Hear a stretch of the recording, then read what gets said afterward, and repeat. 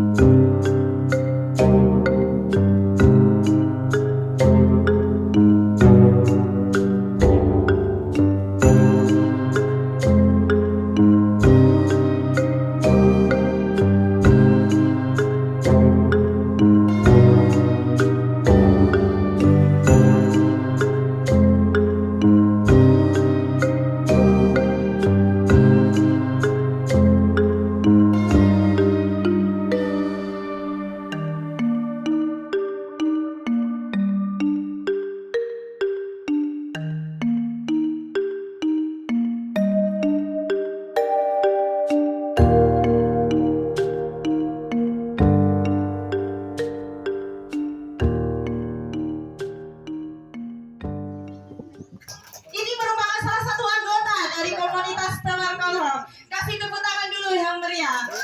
Kau pasti bertanya,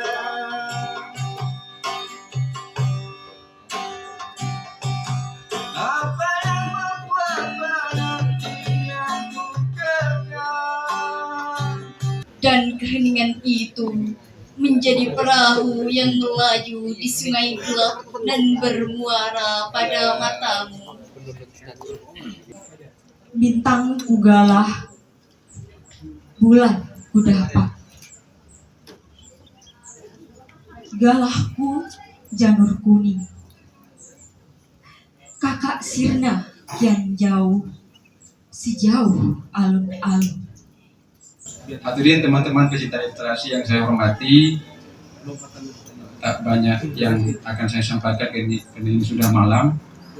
Pertama mengenai komunitas TK ya, komunitas Tebar Korong ini sebenarnya berdiri tanpa disengaja secara pasti karena ini berawal dari keisengan teman-teman, terutama kaum muda di bagian timur Pulau Madura. Kalau saya ini sudah termasuk bagian yang tua-tua, hanya mendampingi yang ingin mendirikan sebuah komunitas yang di dalamnya itu berisi tentang perbincangan sastra yang melibatkan hobi, bisa berbicara dan berkarya ya.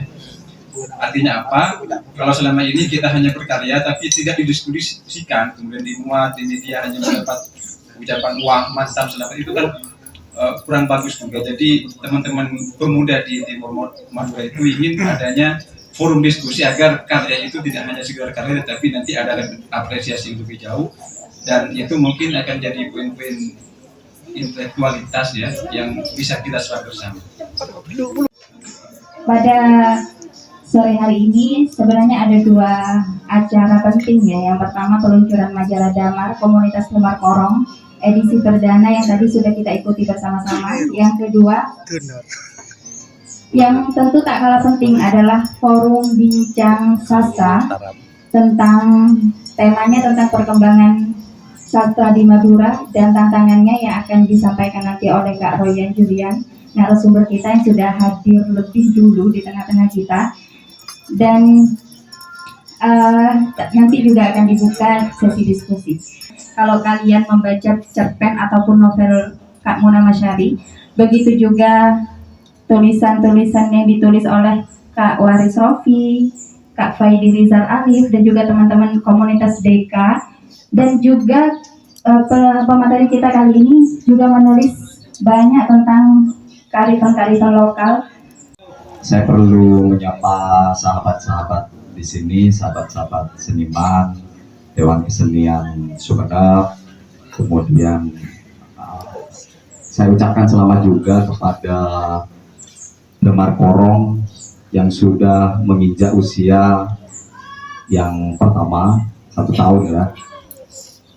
dan selamat juga untuk peluncuran majalah Gemala.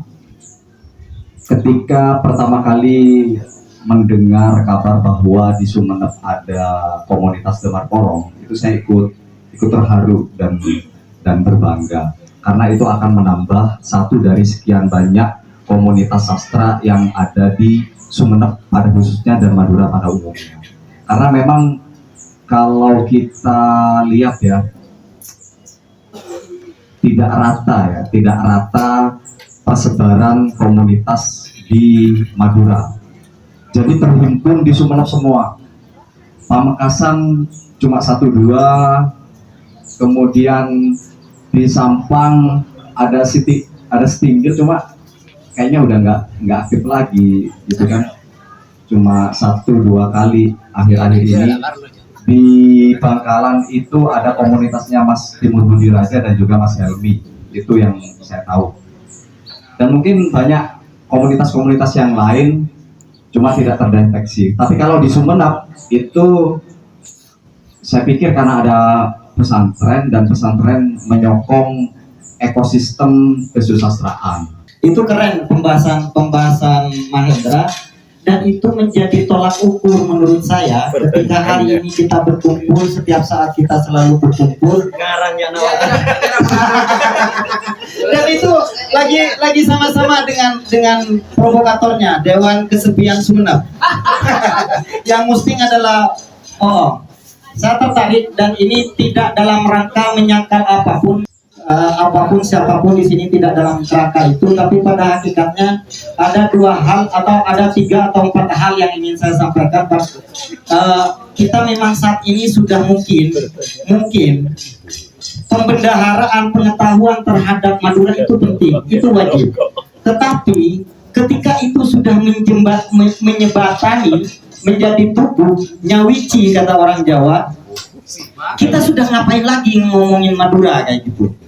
Lalu dengan berbagai teori, apakah kadang kita menjadi penyair hari ini seolah-olah menjadi sarapan bagi ilmu-ilmu pengetahuan yang lain. Ya, ada teorinya ini.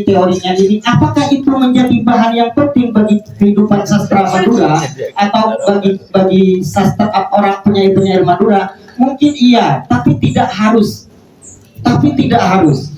Karena pada hakikatnya di mana kita tumbuh, di mana pohon itu tumbuh, dia sudah hidup dengan senyawa yang ada di situ.